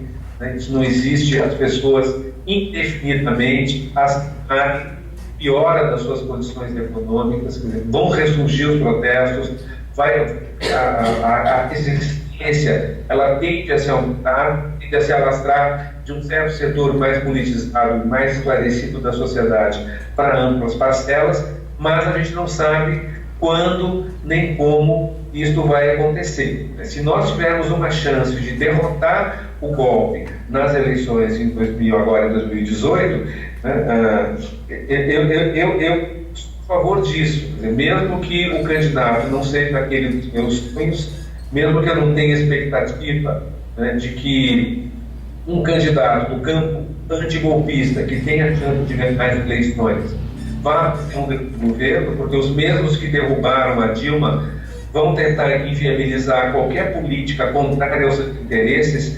desconsiderando os resultados de uma próxima eleição, assim como desconsideraram os resultados da eleição da Dilma, mas de qualquer maneira é um momento muito importante, um momento eleitoral, especialmente no Brasil, né, onde a população valoriza muito as eleições, né, eleições para muita gente são sinônimo de democracia. Os brasileiros gostam de votar de um modo geral, dão importância, né, a esse momento de prática democrática. Então, é uma questão que está em aberto, Letícia, né? E tem várias propostas, enfim, né, não cabe a mim entrar aqui em preferências minhas muito específicas, não é o caso, mas se procurar qual a melhor maneira de se botar um golpe nas urnas, agora em outubro deste ano. Se alguém falar que sabe o que vai acontecer, qual é o cenário próximo, está mentindo, né? Está muito nebuloso ainda, né? Está se definindo um candidato e quem que vai liderar aí essa frente de esquerda. Mais alguma questão, pessoal? Eu não ia, mas não. Mais uma, né? Oi, Vanessa. Oi, Vanessa. Tudo bem? A minha pergunta também na linha da Valéria sobre a narrativa. Aqui a gente sabe que a narrativa passou pela Globo, pelos Mainardes da vida, assim. Aí eu queria saber, você sabe como chegou essa narrativa na América Latina, nesses países, e como que os governos ditos de esquerda lidam com a mídia lá, se tem também essas mídias alternativas, ou se lá é a Globo da América Latina domina. Porque quando eu estava em Curitiba, lá no evento do Lula, tinha um jornalista da Bolívia atrás de mim, transmitindo ao vivo, o ato, tudo. Mas eu não consegui falar com ele, se ele era de mídia alternativa, alguma coisa assim. Então, como se dá essa relação dos governos ditos de esquerda com a mídia, né? E como essa narrativa do golpe chegou na América Latina e em outros países? Olha, aí Vanessa, é o seguinte, né? A primeira coisa, a gente tem, tanto no Brasil, quanto na América Latina, quanto no mundo, uma grande mídia, a mídia campeã de audiência, a mídia que atinge o conjunto da população. Essa mídia, ela é propriedade privada de grandes empresas, grandes grupos econômicos que têm interesses diversificados em todos os ramos da economia, sobretudo no setor financeiro. O período do capitalismo que nós vivemos é um período de supremacia dos bancos, do setor financeiro sobre os outros setores, né, setor industrial, agrícola, comercial, etc. Então, a mídia, no mundo inteiro, os grandes grupos de mídia, todos eles têm a mesma linha ideológica, a mesma orientação política, seja no Brasil, na Argentina, nos Estados Unidos, na França, na Alemanha, aonde você quiser. Então, é um oligopólio midiático e a mídia é um ator político. A mídia não é simplesmente ali um instrumento, um meio de informação. É um meio de informação, mas ao informar, ela também forma, né? Ela também veicula os conteúdos do seu interesse, né? Orientando a opinião pública ao máximo que ela consegue em favor do seu ponto de vista. Nesse sentido, no Brasil, onde todos os grupos de comunicação têm a mesma orientação, você não vai encontrar uma diferença de linha política entre a Rede Globo, a Band, a Jovem Pan, a Record, a Folha de São Paulo, a Editora Abril. São todos, né, dentro do mesmo diapasão, são todos contra as leis trabalhistas, a favor da reforma da Previdência, protocolos, são todos pela condenação e prisão do Lula, foram todos a favor do golpe, e porque representam os mesmos interesses econômicos. Isso não é de hoje, e por isso também não é de hoje a luta pela democratização dos meios de comunicação. Não para que haja uma censura, um controle dos conteúdos, mas para que haja uma diversidade. Nesse sentido, os governos do Lula e da Dilma falharam muito. Eles não peitaram, não enfrentaram o oligopólio da mídia. Eles acharam que seria possível conviver com o poder da Rede Globo e das demais empresas de uma forma incontrastada. Em outros países da América Latina, Bolívia, que você mencionou, Vanessa, pelo menos houve algumas diferenças. Criaram-se meios públicos e estatais de comunicação que conseguem concorrer com os grandes grupos empresariais. Também tem uma televisão igual a Globo, conservadora, golpista, etc., mas você tem alternativas, né? Coisa que no Brasil não tinha. Te dou um exemplo. Quando começaram aquelas manifestações, peço desculpa quem que não gostaram, eu chamo coxinhas, enfim, quando as pessoas saíram às ruas de verde e amarelo contra o governo da Dilma, né? Poucos meses depois que ela tinha sido eleita, grandes manifestações de fato, em São Paulo, na Avenida Paulista, etc. Eu e muita gente que pensa como eu, o pessoal da esquerda, bom, vamos procurar uma alternativa. Você ligava na Globo, era ali a Globo o tempo todo, incentivando aqueles protestos que estavam, né? Deixa eu ver a TV Brasil. Vamos ver se pelo menos a TV Brasil, que é do governo, o que a TV Brasil está dizendo, né? Vamos procurar um contraponto. A hora que eu ligo na TV Brasil, está passando o filme do Mazzaropi. diante e tal, né? Já estava agendado, era um ciclo de filmes do Mazzaropi todo domingo à tarde. Não havia ali uma vontade política dentro da TV Brasil de dar um contraponto. Não precisaria nem ser sequer para defender o governo, mas para mostrar os dois lados. Não sei se vocês lembram, naquele período, você ligava a televisão, só se falava nos protestos contra Dilma. Agora, você não encontrava em nenhum canal de televisão um debate, aquilo que seria um óbvio. Vamos colocar pessoas contra e a favor do governo para debater o que está acontecendo. Tem alguma ideia mais natural, mais óbvia do que essa? Isso não aconteceu em nenhum meio de comunicação. Vamos ouvir, né? Tão simples assim. Eu lembro uma vez eu estava em Portugal e estava tendo uma greve nas escolas, os professores, como tem aqui no Brasil também. Eu fiquei impressionado, porque o dia inteiro a televisão portuguesa só falava da greve, da educação, e você ligava e tinha ali a professora, a presidenta do sindicato, defendendo a greve, tinha ali um político do Partido Liberal contra a greve, Então você via no mesmo canal as posições mais diferentes possíveis, discutindo os pactos de aluno, pai de aluno a favor da greve, pai de aluno contra a greve, aluno, criança falando de arma 4. No Brasil isso nunca acontece.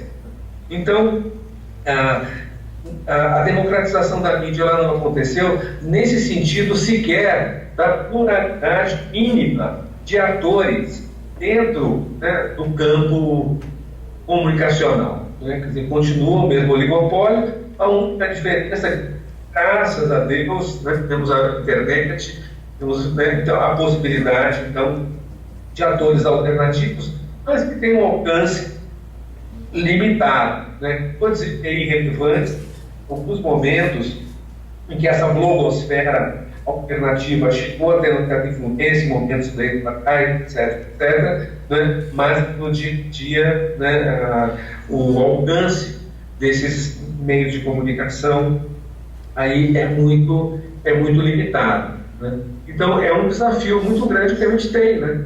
De, enfim, veicular as nossas ideias do jeito que for possível, né? Pelos meios que for possível. E é muito difícil, né? Porque o outro lado tem um projeto como Escola Sem Partido, por exemplo, né?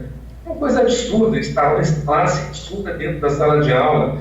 Então eles vão julgar aquilo que você fala sobre o período da escravidão no Brasil, aquilo que vai ser submetido, né, a uma avaliação ideológica, né? Se você os assuntos eles começam a ter... Como é que um professor de história vai dar uma aula sobre o período militar? 21 anos de história do Brasil, o período militar. O que você vai dizer sobre o período militar? Se você vai dizer só que o presidente militar, de tal ano a tal ano, quando terminou aquele governo, entrou outro, você vai dizer o quê?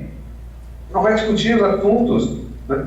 Então, quer dizer, o controle ideológico, isso me lembra assim, o que tem de pior na história, o fascismo, o nazismo, né? Então, você não pode... Aquilo que você diz em sala de aula, né? Um aluno vai e denuncia o professor, usa aquele professor de ser ideológico, de ser comunista, de incentivar o sexualismo, qualquer coisa, de incentivar o ódio dos brancos contra os negros ou dos negros contra os brancos. Enfim, não faltam pretextos. E aquele professor vai ter sua carreira prejudicada, vai ser demitido da escola, vai passar pelo constrangimento de ter que se defender publicamente, né? Quer dizer, é surreal, realmente surreal, né, que nós estamos vivendo nesse país, né? Quer dizer, não apenas não conseguimos avançar naquele desafio da democratização das ideias, da comunicação, como certos espaços mínimos de liberdade que sempre tivemos, né, hoje estão sendo ameaçados. Se fala que a universidade é um lugar de propagação do marxismo. Eu pergunto, quantos professores marxistas vocês têm ali no Unesp de Franca? Deve dar para contar nos dedos de uma mão ou das duas, e esses marxistas, eles não se entendem entre si. Tem essa, eles estão...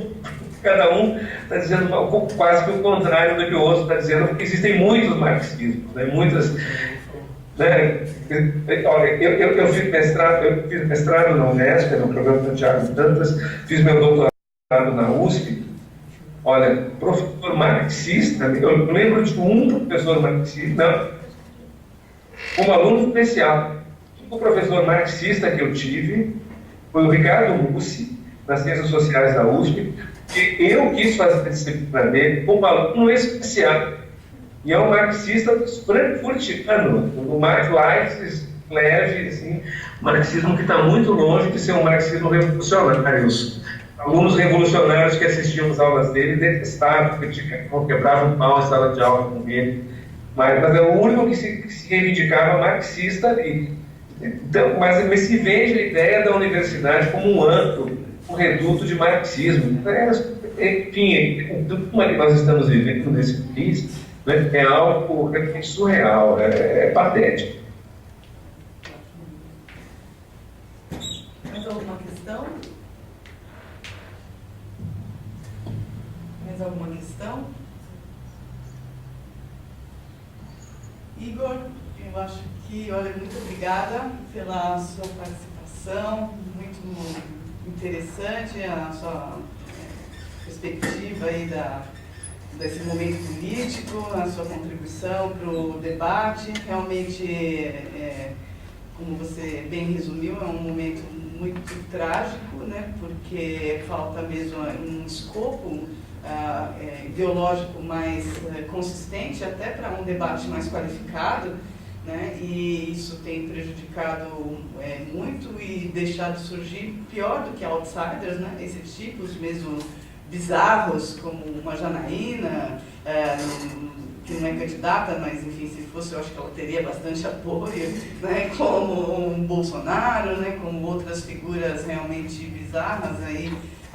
Não que a gente não esteja acostumado com algumas figuras bizarras, né, no debate brasileiro, né, mas eles sempre eram vistos por esse prisma, né. Hoje eles têm sido levados a sério, têm sido eleitos, né, no caso de alguns candidatos questionáveis, aquele congresso, aquele espetáculo do impeachment, eu acho que deu bem a medida, né, do congresso que nós temos, né, de que ponto que chegamos, né, de decrepitude mesmo, de um debate qualificado, e obviamente passa pelas consequências desse período da ditadura, de investimentos, de não investimentos, né, na educação, e talvez aí também de alguns problemas, erros mesmo estratégicos, né, dos últimos governos, que embora tenham investido aí nessa educação de maneira mais contundente, mas ainda assim que não foi suficiente, né, não foi suficiente para dirimir aí esse período imenso de obscuro, né, da ditadura, de um desmonte mesmo, né, da educação, e, enfim, né, que nos legou esse cenário muito tenebroso, né, porque durante aí a abertura nós tínhamos uma esperança de mudança e achávamos que, como a Lídia Schwartz acabou de falar, né, achávamos que as nossas conquistas, embora difíceis e ainda poucas, estavam de alguma forma consolidadas, garantidas. Vemos que muito pelo contrário, né? Não estão nada garantidas, estão muito ameaçadas e estão sendo substituídas aí por propostas muito mais do que obscuras. Não estamos nem mais falando de liberalismo, não estamos nem falando, como você bem colocou, de fascismo, que seria muito pior, né, do que o materialismo. Estamos falando de arranjos aí, um cenário muito obscuro mesmo, sem pé nem cabeça, como é o caso aí do Bolsonaro, né, falsistoide, né, o termo que você usou. Então, eu achei muito interessante as suas contribuições, essa perspectiva também desse momento frente a outros países, né, perceber que não é um processo isolado no que temos vivido, né, e agora é torcer para que a gente consiga, de alguma forma, eu acho que tentar reverter, né, que essa onda conservadora seja um mote, inclusive, para que esses debates venham com mais força, para que a gente ache novas soluções, né, soluções mais efetivas para sair desse impasse, né. E eu queria muito te agradecer bastante pelo debate. Valéria, eu te agradeço, né, e aí eu só digo, então, quer dizer, contra o Escola Sem Partido, vamos ter uma escola com debate, né? Escola com debate é o que nós precisamos, escola da universidade com debate livre de ideias, né? Então quero dar os parabéns a você e a todos os seus colegas envolvidos, de alunos, né? Envolvidos nessa iniciativa, agradecer pelo convite, pela participação, pela atenção de vocês, por disposição para ocasiões futuras, e estamos aí juntos, né? Enfim, na mesma batalha. Obrigado. Muito obrigado.